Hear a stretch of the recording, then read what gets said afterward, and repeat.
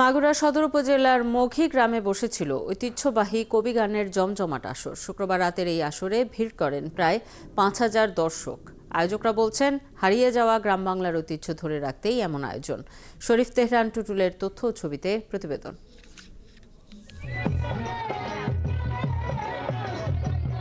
একসময় প্রতিটি গ্রামেই ধান কাটার পর নিয়মিত আয়োজন করা হতো গ্রামীণ ঐতিহ্য পালা গান বা কবি গানের আসর।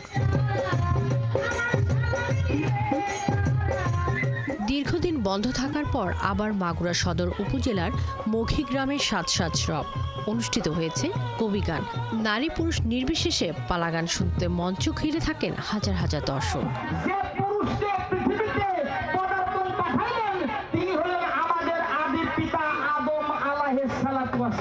রাত 10টার দিকে মঞ্চে আসেন জনপ্রিয় শিল্পীরা।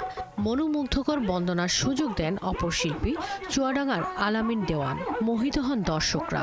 এভাবেই পুরো রাত জুড়েই চলতে থাকে পাল্টাপাল্টি গান। ভালো লাগে, জ্ঞান ভালো কথা বলে, আমরা ভাব গান শুনতে আসি। 9 বছর শুনিনি, 9 বছর পরে এই গান শুনতে আইছি।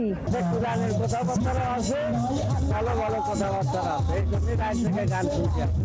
আয়োজকরা জানান, গ্রামীণ ঐতিহ্য ধরে রাখতেই এমন আয়োজন। হাজার হাজার লোক মানুষ এই পালাগান শুনতে উপলব্ধি করছে।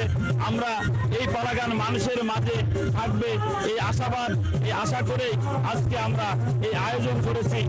গানের সুরে সুরে ধর্মীয় ভাবধারায় দেহতত্ত্ব বিষয়ক কথার মুখে মুখে গান রচনা করেন কবি, আর শিল্পীরা সেই কথায় সুর দিয়ে দর্শক মাতান।